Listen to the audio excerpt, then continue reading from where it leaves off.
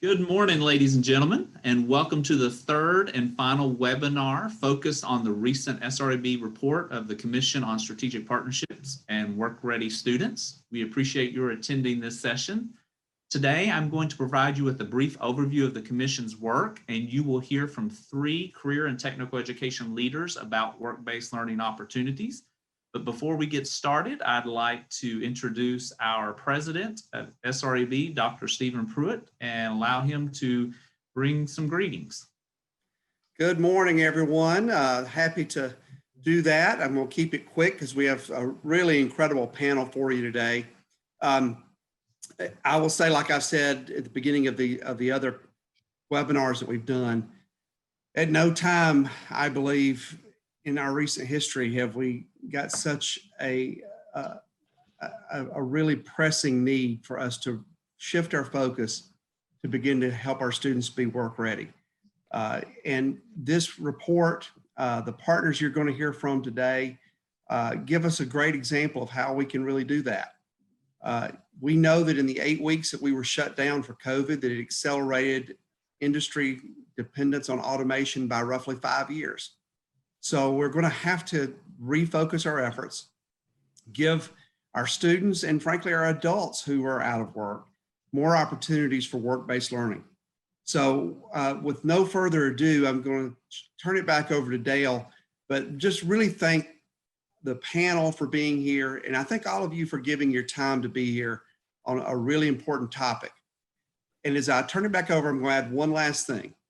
For all of you that are here as participants, I want to just really challenge you to leave this webinar and start making plans and start taking action. Because otherwise, if we don't, our southern region is going to be in a real world of hurt by 2025. So with that, Dale, take us through. All right, thank you, Dr. Pruitt. Please, as we go through today's presentation, if you have questions or comments, use the chat feature. We will be monitoring that, and we will pause at the end of each presentation from our three panelists, and you will have an opportunity to ask them questions about the information that they have presented. I'm sorry if we don't get to all of your questions today, but we will be sending out a link to this recording and the slide deck so that you can look at it later and maybe reach out to our panelists at some other time if we are not able to get to your question. In case you missed our previous two webinars in the series, it's based on the recommendations developed by the Commission. In 2018, SRAB convened a commission to examine the role of industry sector partnerships in supporting and advancing work-based learning and other policies and practices necessary to prepare the workforce of the future. Leaders representing the private and public sectors, industry, and secondary and post-secondary education served on the commission. Through research and contributions of commission members, we have identified and we plan to continue to promote promising practices related to engaging businesses in the development and implementation of career pathways that align with industry sector needs and provide each student with a high-quality program of study that includes work-based learning experiences. The Commission did spend a lot of time discussing the means for expanding work-based learning experiences. So when we're talking about work-based learning, we know that it is recognized by many federal and state agencies, professional associations, and research organizations as a necessary component of preparing students for success in adulthood. It is best thought of as a set of experiences on a continuum that begins with career awareness in the elementary grades, offers some more in-depth career exploration during the middle grades, and expands to more intensive career preparation and training in high school and college. A key word there, though, is experiences. A review of job postings, as I stated last webinar, indicates that the #1 requirement for jobs in this country is experience. And work-based learning provides students the opportunity to gain those valuable professional experiences. So after we conducted a gap analysis about the future of work, the Commission developed 11 recommendations, and the recommendations have been categorized as process, supportive policies, funding, educator effectiveness, and tools and mechanisms. On this slide, you'll see one of the recommendations under policies that we did not address last time, and you'll also see the recommendation around educator effectiveness. I'm going to pause just for a few seconds to give you an opportunity to review these recommendations.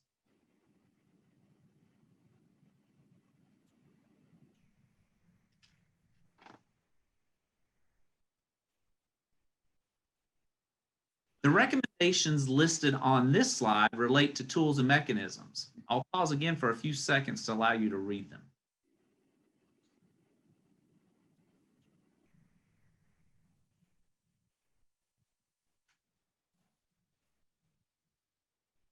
As Dr. Pruitt stated, we have a great panel today, and so we want to jump right into the presentations from our invited guests.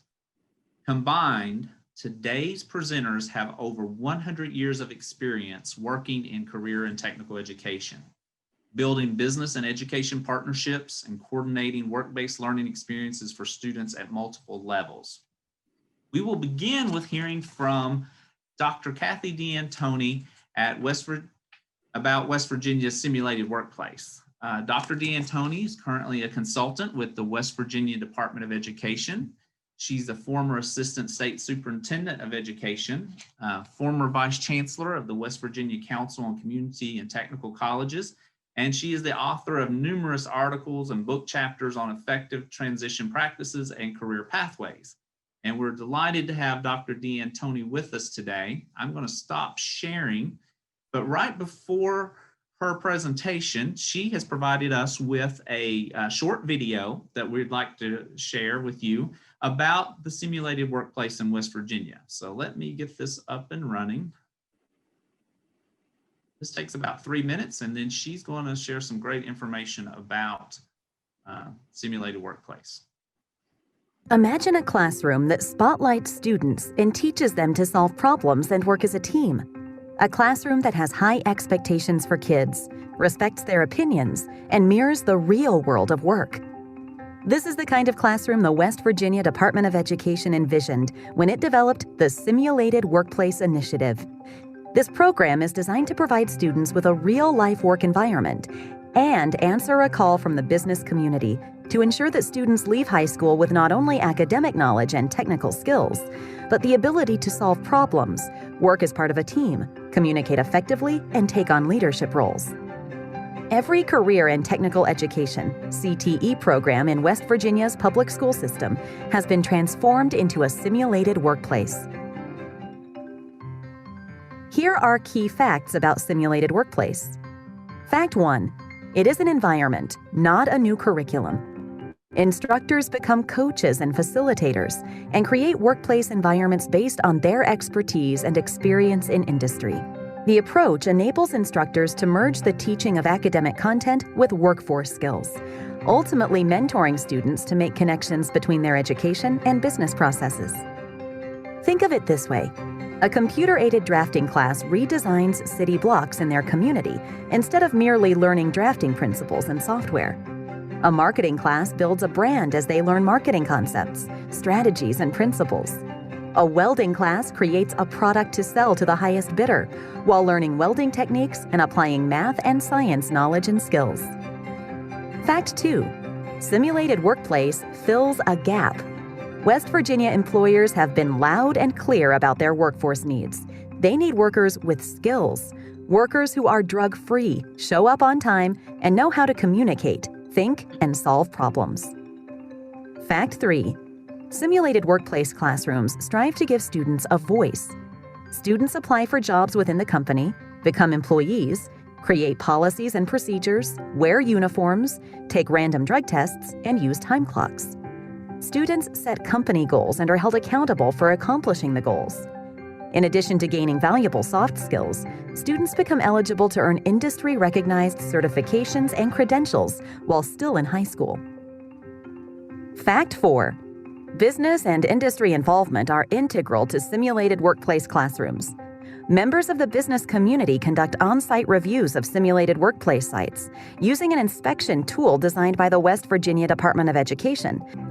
Transforming CTE classrooms into simulated workplaces demands a culture change in schools and classrooms.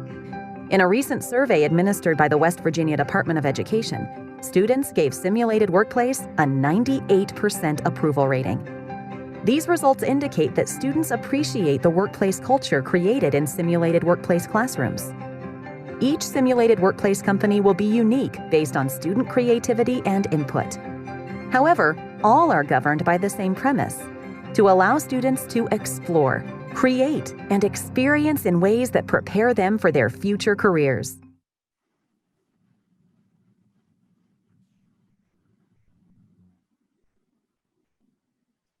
All right, I think that's got us set up for Dr. Dantoni to share about the work of simulated workplace. Well, thank you, Dr. Winkler, and good morning, everybody, and happy holidays to everybody. I hope everybody, even though we're under trying times, are finding times to smile and enjoy our season, our Christmas season. Simulated workplace, I've been in education many, many years, and simulated workplace is probably the one project that we did, initiative that we took on that absolutely altered and changed the entire education process for our students. We thought it would make a little bit of difference. We had an idea that maybe this will help transform. What happened was short of phenomenal. We are still seeing results and outcomes that are just amazing in our world in West Virginia. I don't think we have even reached the entire iceberg yet, just the tip, because of all the new things that are spinning from this initiative. So what is exactly simulated workplace? Well, about 8 years ago, I had met with employers from all over West Virginia many times. And the conversations would start with suggestions. And in the last 3 to 5 years, they were almost shouting at me, saying, you know what, just have kids that come out or students that come out that want a job that'll show up and give us full day work, be drug free. You don't even have to train them. You just send us those type of students. It was a frustration on their part. And I kept thinking, well, what is the problem here? We've got great students in West Virginia. I know these children, they're amazing. And yet, for some reason, it wasn't connecting with work. So we decided to take a different approach because we had work-based learning opportunities. Unfortunately, as a rural state, we didn't have for every single student. So we came up with the idea of changing the whole concept and turning their classroom into an actual company of which they ran, they made policies, they made procedures, they determined how it would operate. Excuse me. The curriculum was the same. It didn't change the curriculum. What it changed was the environment. And these students, they stepped up to what was going on far beyond what we ever expected.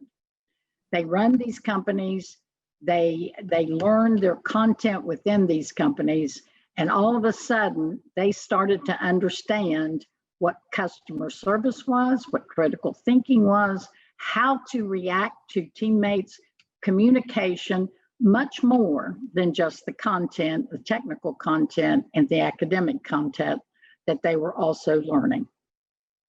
Because of that, the outcomes of simulated workplace have been amazing. You saw the 98% approval rate. What it also did, our attendance went up to 98% attendance. We have no discipline problems in career tech in West Virginia. It dropped from maybe 5 to 6% to almost nothing. We are drug-free. Our students participate in drug testing because they understand the importance of being able to get a job, and they want to take that drug-free certification with them when they graduate to show their new employers. 98% of our students in career technical education graduate from high school. New businesses are starting to report to us that they have placed our students in supervisory positions 6 months to a year after them being employed. So what is happening? Why is it happening? What we're learning is when students have to share in the accountability and also have a voice in their education process, major things happen, good things happen, and students start to connect the dots between their education and what they want to do with their future. The way we got started, we started with 6 or 7 pilots. I went to find my best friends in the state to say, will you try this for me and see? A lot of people were skeptical, but because of my friendship with some folks, they decided to give it a try. Well, within 6 months, they were convinced. I did not have to coerce anybody after that in the pilots. The first 6 months, they saw major, major changes. And then at the end of the year, I had true believers. From that, we expanded the pilots to another group and another group to when today, 7 years later, this is how we do business in West Virginia, through Simulated Workplace. We do not have any career tech programs that are not Simulated Workplace. I have had parents call me, we have had letters, I have had students speak to national audiences about the outstanding opportunities that it gives them. I am totally convinced that this is the way that we need to create environments in education. And oh, by the way, it goes beyond career tech. When you give students a voice in their education experience, and you give them accountability, they pick up that accountability, then it changes their look and their experiences within the education environment. Some things that have come out of this, it has impacted the economic development areas in West Virginia, state and local communities. We are doing projects with local businesses. We're doing projects with the state government. This is opportunities that we've never had before. And this has come from students who within their companies had ideas and wanted to pursue them. Teachers have moved from being the sole deliverer of content into facilitators. And I have had so many teachers say to me, I would never, ever go back. I thought I was helping the students by controlling, by deciding what we were going to do. When I turned it over, they had a voice. I am amazed at what these students can accomplish within their own time frame. It has spurred entrepreneurship. We've had a number of our students in work-based experiences with our companies to go on to start their own businesses, and they understand the process well. And the one cool thing about all this is students become vested in their state when they have an opportunity. Our students run the advisory board meetings for business folks. We used to have our teachers running the business and the students were left out. Now our company leaders in our Simulated Workplace actually run the advisory board meetings. Changed everything. When, for example, for ProStart, when the health inspector has to come to inspect the classroom for the sanitary reasons, teachers used to take the health inspectors around, no more. The company CEO, the head chef, the company students take the health inspector around. And I have had them say to me, they know more about what all is supposed to be happening than we've ever seen in any of our folks that we have visited. I could go on and on and on about what is happening. Our students are blossoming, they're getting jobs, some are going on to college, some are starting businesses. But I'm convinced that Simulated Workplace is the way that we need to start looking at. And it's an environment that you set up. Please remember, this is not a curriculum. This is a culture and an environment that students enter to where they actually can connect dots between education and their future and their tomorrow. So with that, Dr. Winkler, I'll open it up for any questions that anybody may know, or if they want to know a little bit more that I didn't get into it, I'd be happy to explain.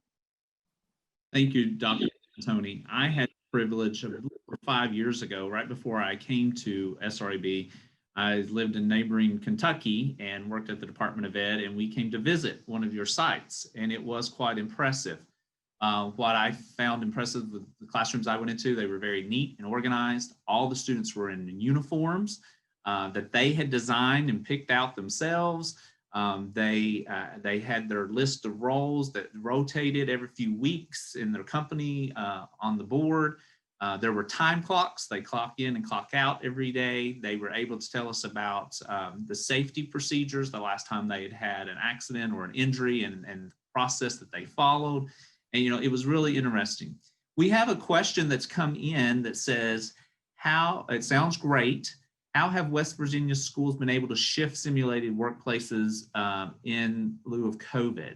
Oh, that's interesting. Our students, our companies, many of our companies have helped design and create I just get this wrong, the personal protection, the shields, the masks, our nursing programs have helped our local hospitals.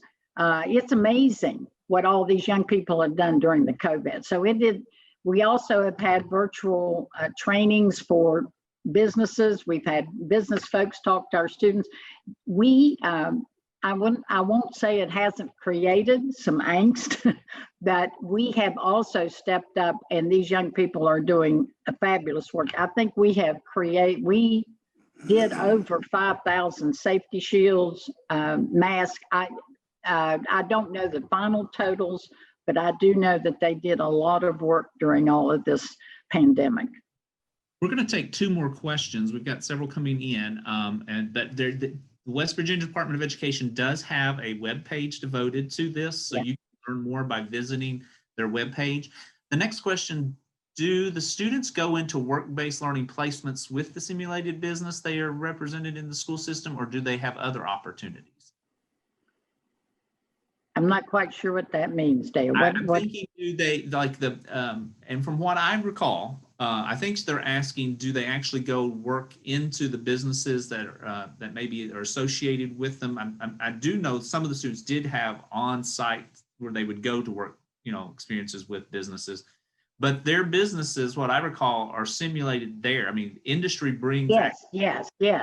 We turn all of the classrooms into the actual business, so that every student, not just certain students who can go to the vet, every student has the opportunity to experience what it's like to work in a company, the customer service, how you do policies. In fact, they have more in-depth, what we're seeing, in-depth experiences than those who actually leave the school and go into a business.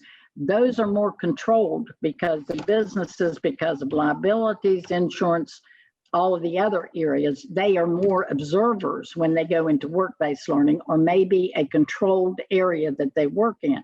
With simulated workplace, they see all aspects of the industry, and they experience all of the experiences that they would have at an actual site. That is why the employers are telling me that they can move these students into supervisory positions, and have, because of simulated workplace. You wouldn't believe the amount of letters and phone calls I get from employers that are thrilled with the employee that they are receiving.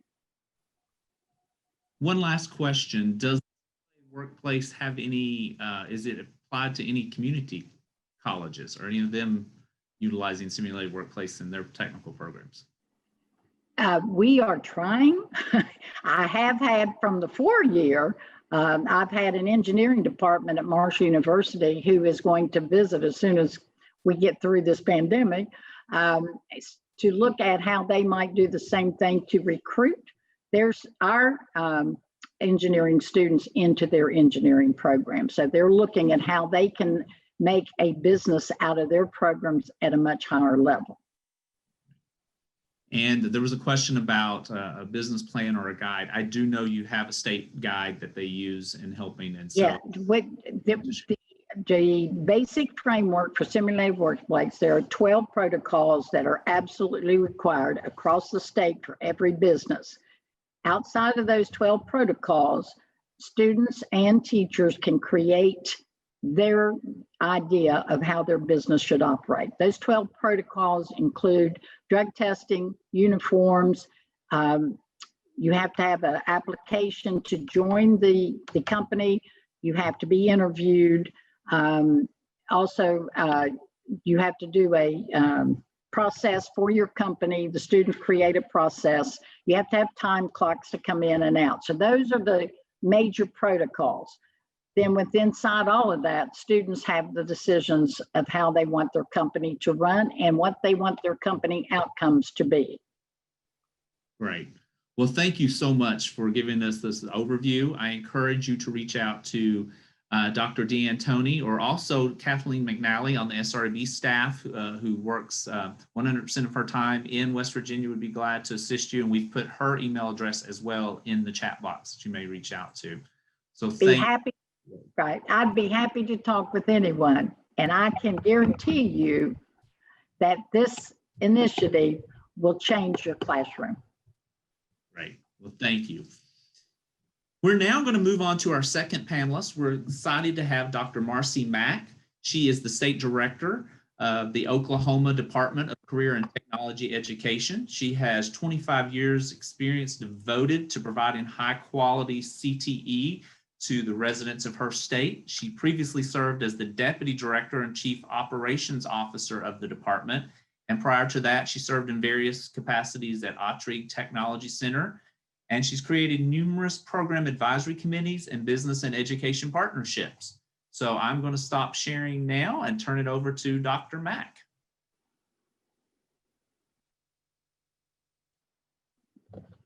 Well, good morning, and thank you so much for the opportunity to share a little bit about some of the specific opportunities we have available for work-based learning. And I'm going to focus specifically on virtual components as we look at opportunities that we have and how we can make sure during this time period, as we have a continuing environment, that we're still have the opportunity for our students to engage in work-based learning, have exposure to business and industry, and to be able to explore various career paths. So in August, as our schools were evaluating opening up and having students come back onto their properties in various ways, making sure they were following all the guidelines, one of the pieces and one of the concerns that they had is, how are we going to make sure that we can still provide work-based learning experiences for our students, whether that be on property, or what virtual opportunities do we have? So we started a pilot and we put it out. We had, in a very short period of time, 20 school districts sign up with a little over 18,000 students. And what the opportunity they have is to explore various careers. We did focus the pilots on specific areas that may not have access to various career paths within the state of Oklahoma, but we wanted to make sure that they knew what jobs were available in Oklahoma. So the concept around a day in the life of an individual that may be in manufacturing, healthcare, any of the specific career areas that are available, let them have that conversation and learn from that, as well as what is that workplace reality about the skills needed to be able to function in that career area, and to be able to, what does that look like? What specific curriculum do I need to take in class? What areas of concentration? What are my secondary and post-secondary opportunities? This is open to students, middle school, secondary. We also do have some adult populations utilizing it as well. And our goal is to set this up so it's not a new curriculum or a required component for teachers to use, but it helps fill that stopgap. We have all students in with our individualized career academic plan in the state of Oklahoma must have work-based learning, and we do not want students to miss out on the opportunity to have that during this time period. So this is one of the tools that we have utilized to be able to move that forward for various areas. Our pilot Right now, we have school districts that have already put in up to 300 to 500 hours of work-based learning for various students, where those students were not having that opportunity before. And making sure that they're seeing the career paths, we realize that we need to go ahead and take that to the next level and provide another level of connection outside of just the day in a life. And so what we have, we've offered in the summer for multiple years, we have Oklahoma Education and Industry Partnerships. And primarily we brought educators together to meet with industry and have a conversation about, okay, here's what working in our HR department is, here's what working in manufacturing, all the different jobs they have available within that industry. Educators got to be a part of that and realize, okay, the curriculum I have ties specifically with this. This is how the students can utilize what they're learning today in the classroom and how that's going to help them in their future career. So as we had that this summer, we did go virtual with all of our lessons. We had requests from our instructors to be able to continue to do that on a monthly basis. If we could highlight and pick a specific industry and help those educators and even their whole classrooms connect with industry and learn more about that, the teachers then develop lessons around it so that they are getting that simulated workplace environment. They're connecting directly with industry in their classroom and tying it to their lessons on what they are doing. And also making that available. So if they're on a hybrid schedule where certain students may come on a Monday, Tuesday, and another set of students come on Thursday, Friday, those students still have that same experience. And if it's a student that currently may not be able to come to the actual classroom, they have access to that virtually. So we do host those on our YouTube channel, our OK Career Tech YouTube channel. I've listed a few of those on the side. We have various industry people who walk through 50 careers in 50 minutes, what that looks like for healthcare, from different tools and techniques that instructors can utilize. And another component that industry asked us about, and so we wanted to make sure that we were providing that as well, is a bi-monthly industry panel.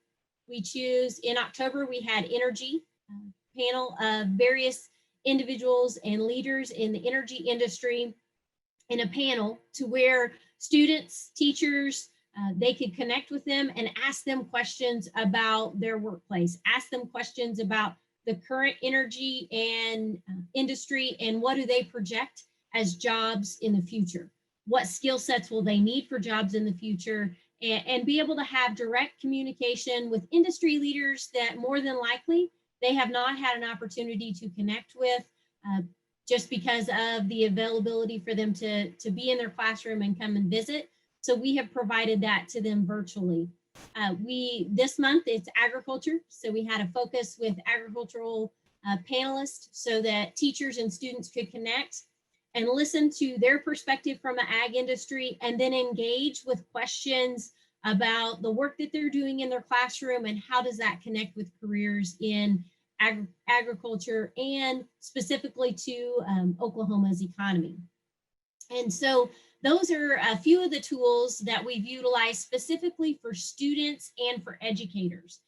One piece, in a partnership with SRAB, another piece to the career awareness, connecting them with the workplace, making sure that our students are prepared and we're reaching various audiences.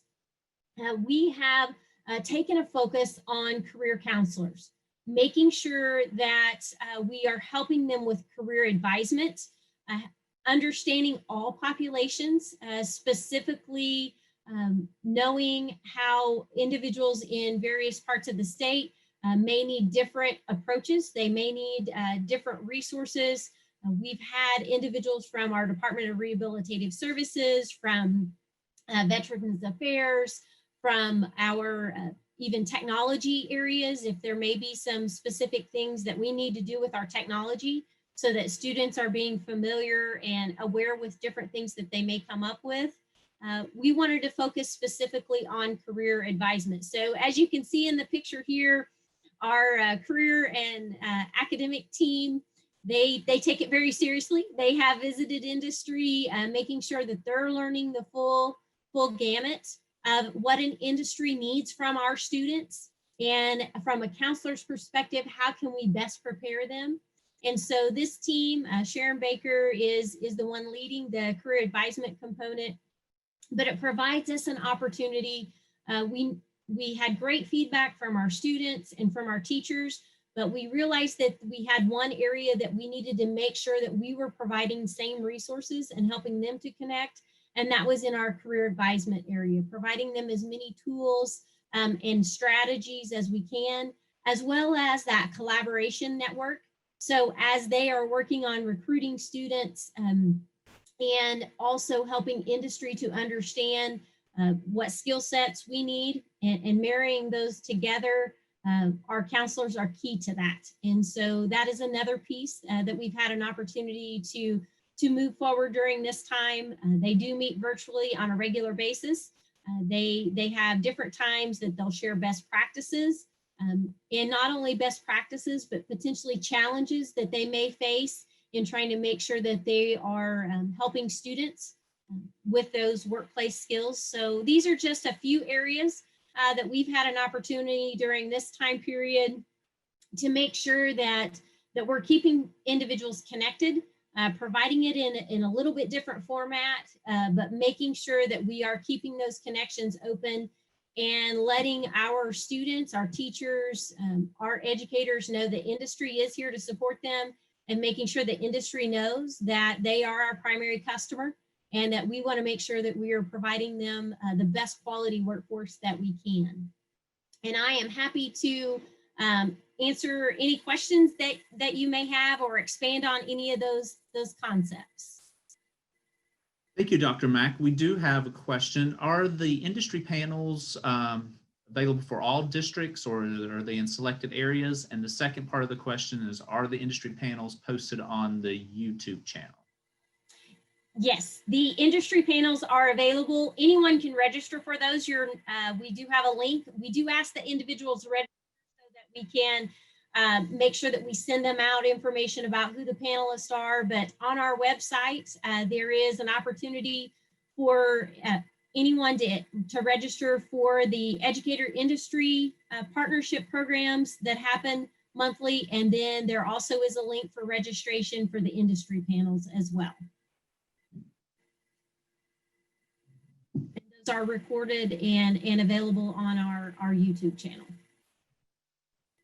So what have been some of the top or big takeaways in the most recent industry panels? We'll focus on energy. For example, our first one that we had in energy, probably the biggest takeaway that we had some classrooms join, and when they were thinking energy, their focus was solely on oil and gas. So being in Oklahoma, that's a big piece of what we do. But in that conversation, they got to have a conversation and open their thought process to that also means renewable, from solar, battery, all those particular things, the conversation of energy, which even brought in the conversation around our automotive programs and how they are connecting with energy industry. And so it kind of opened the door to where individuals' thought process of energy industry may have been a very narrow focus. It allowed for our panelists to talk about what energy means to them and what they are looking for in a future workforce. That the jobs that our students may see now, what they need for them to know is some of the jobs that are going to be available in 5 to 7 years haven't even been created yet. But these are some of the skill sets that are going to be transferable that they encourage them to make sure that they work on those skill sets so that they're ready for those new jobs as they become available. So broaden the perspective of what energy industry is and what that can mean for our secondary and adult students. Great. What age groups or grades have the panelist initiatives focused on in their engagement of students? So the energy panelists, primarily it was adult, and then our secondary, older secondary group. In our agriculture panel, it was primarily our middle school and secondary. And so to talk about, specifically about our programs, 4-H and FFA, agriculture education, agri-science, different things along that line. And we have a specific work that we're doing right now in meat processing. And so in our agriculture panel, it was about how students could start. One of the conversations that stemmed from that was how students could start that conversation now on meat processing. We have programs that will be launching in January within our secondary agriculture education programs. And then we will have programs in our technology centers and partnering with our other post-secondary institutions to continue on for advanced degrees in meat science, meat processing, and the agriculture industry. Great. We also got the question, can you share your slides? And yes, we will. Absolutely. With the recording, because they want to use these with work-based learning coordinators. So we definitely will do that, sharing with everyone who's participating today. So, okay. I don't see any other questions coming in at this point.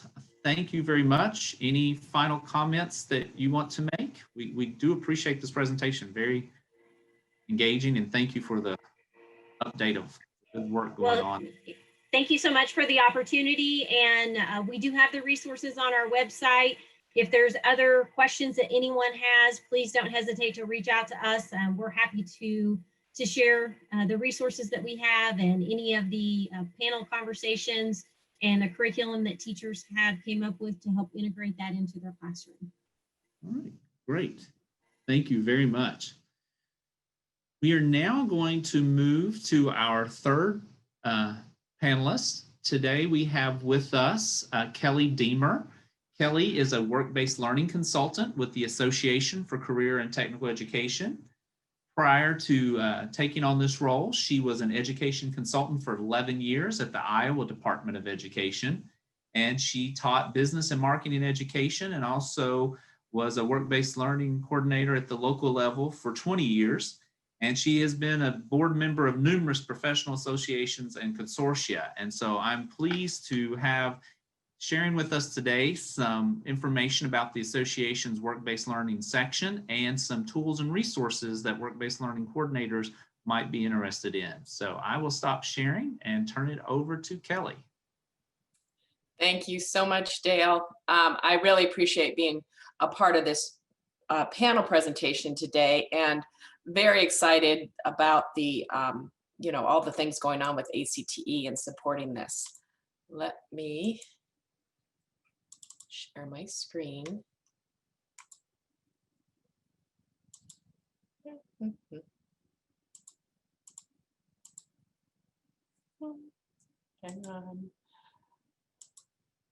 Okay, there we go. So again, thank you, Dale, for that introduction. And yes, I've been on various boards and also served as the vice president for the business division for ACTE, but have my feet pretty well planted in work-based learning and love the opportunities that it brings to students. Having done this for so many years, I have had the experience of seeing quality programs and probably less than quality programs. So we really do want to focus on how not just to do more of it, but to do more of it well. And so that's kind of the backdrop to what we're doing with ACTE. So I've got to mention in 2018 ACTE did put out through research and a whole lot of work the high quality CTE framework, and that was to answer the question of, well, what is a quality CTE program? So that really lent itself to answering that question and helping CTE programs move their programs to a higher quality and to be everything that we want for our students. Within that high quality framework, one of the components is work-based learning. So under that component of work-based learning is 9 criteria for being quality. And you know, when we're talking about work-based learning, these are the 9 criteria that we're speaking of. And, you know, we're looking at things like not just the pre-apprenticeship, not just the internship, but the full continuum, because we need to be offering students, you know, lots of different intersections to experience this. In addition, you know, being very purposeful on what we're doing, connecting to students' goals, meaningful interactions with those business professionals, and not just placing students in jobs. You know, actually being working very closely with counselors, and, you know, looking at what it is that the students' goals are. So with that, you know, these 9 criteria really set up what we believe to be high quality work-based learning. And these, again, came from a whole lot of research done through ACTE and through a number of organizations that gave their ideas on this. Now, having said all that, what we're looking at then is to support programs and help work-based learning programs, in fact, become quality programs, improve in ways that they need to improve on. So the ACTE work-based learning section, and it's officially called ACTE work-based learning / youth apprenticeship section, is at this point within the new and related services division. We are growing every single day with membership, and are looking forward to becoming a division and having a seat at the board, on the ACTE board. But, you know, our focus is so much more than just numbers. Our focus is supporting our membership. And as word gets out on activities that we've done, we've seen growth in that.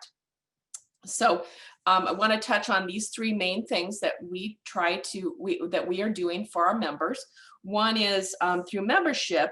Our goal is to build a community of work-based learning enthusiasts. So it is everything from that work-based learning coordinator all the way down to you know, the counselor that also, you know, helps bring in opportunities for students to presentations or tours, or, you know, it is every level of the work-based learning continuum and how we can support that. So our membership is very welcoming for all of those. And you know, it's basically anybody that wants to learn more from a community of best practices from other people around this country that are also enthusiastic about work-based learning. With our membership, you know, we send out obviously quarterly newsletters to officially let our members know of things, but we also communicate email updates frequently about all the activities that we have going on. We have been blessed to have some great companies that want to sponsor our section, and we will be kicking off an awards program at our next annual work-based learning conference to celebrate some of our superstars with work-based learning. So that is you know, a snippet of the things that we try to do with our membership. Moving on, then, section planning. Again, you know, we want to do things purposefully for our members. So it isn't by accident that we have people that are part of our organization that are excited about work-based learning. It's not an accident that we have sponsors that want to be aligned with the activities that we're doing, because again, you know, everything that we do is rooted in the idea that high quality work-based learning.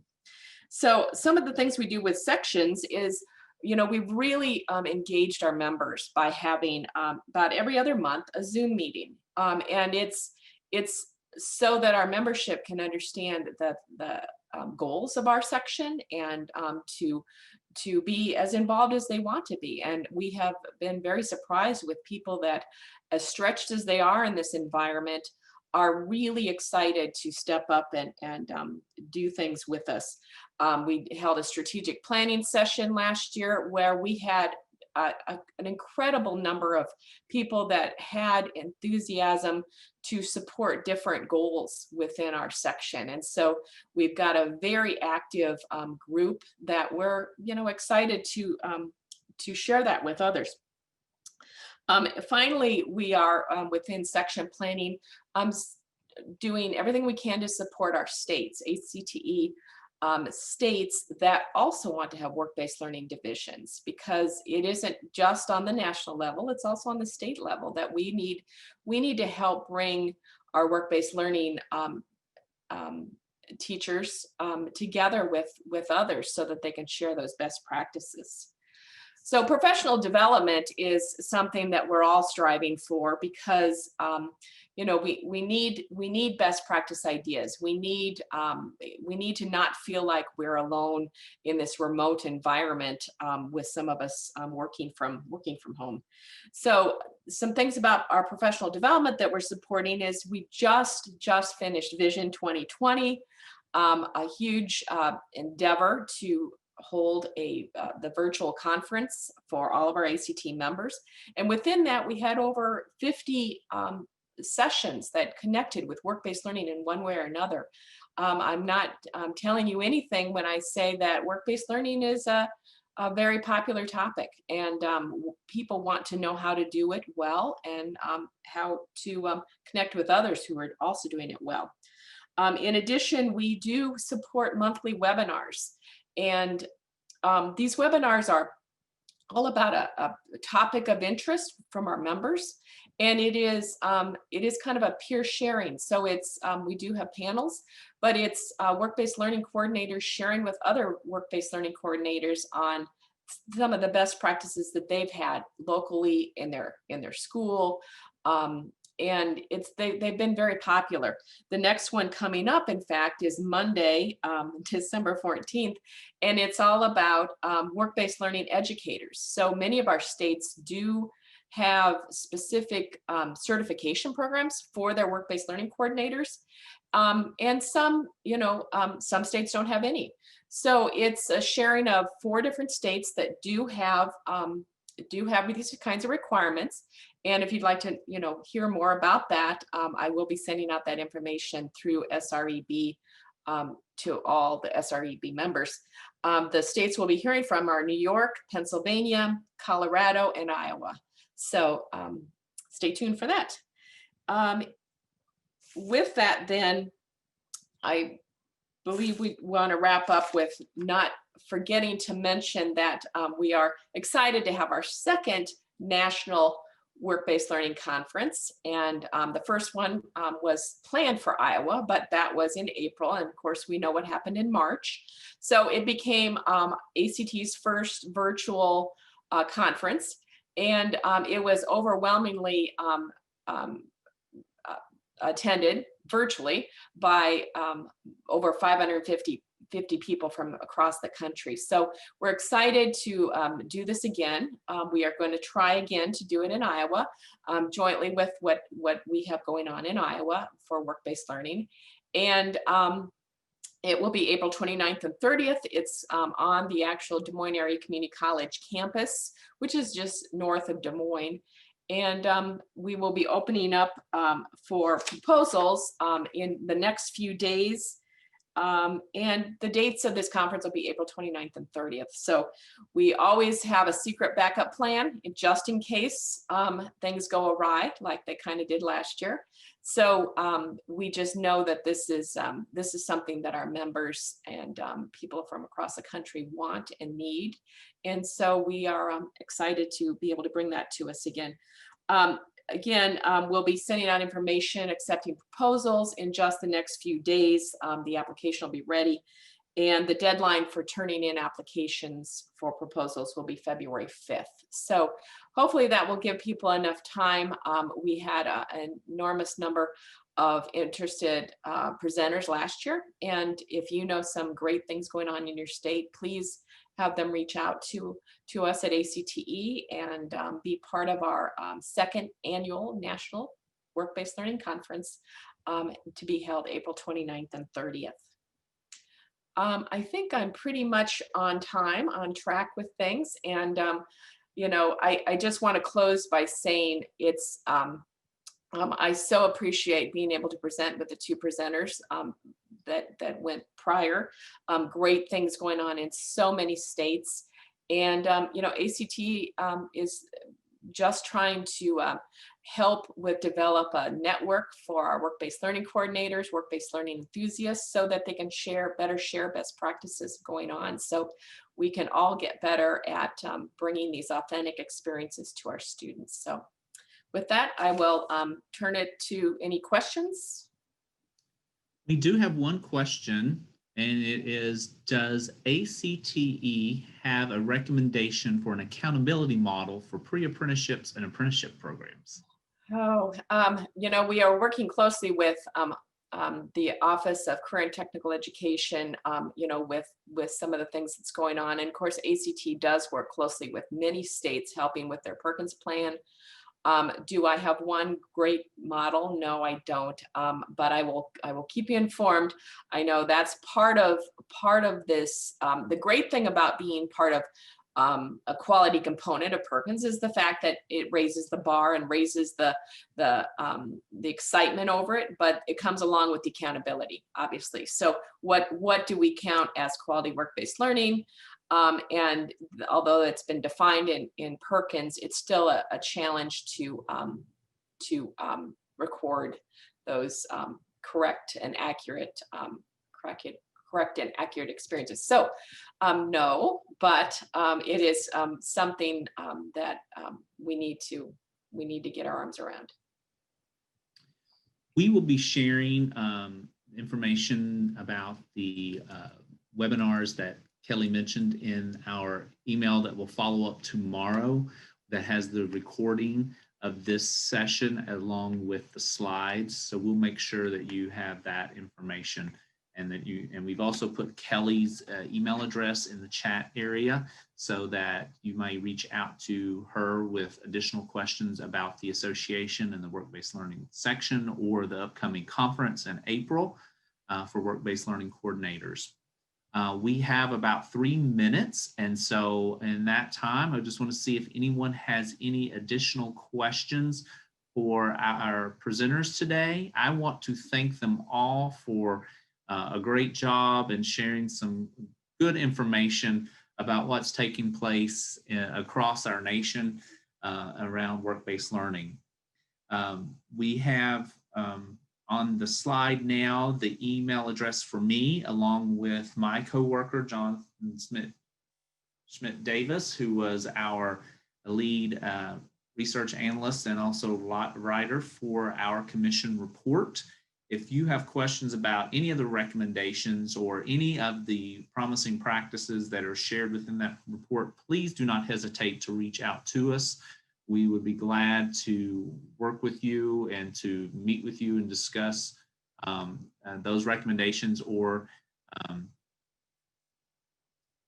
you know, just help your state in trying to move forward with this. So I'm seeing some positive comments coming into the chat box about all of our presentations today. Again, thank you to Dr. Dantoni in West Virginia, Dr. Mack in Oklahoma, and Ms. Diemer in Iowa, and with ACTE. We appreciate your spending time with us today.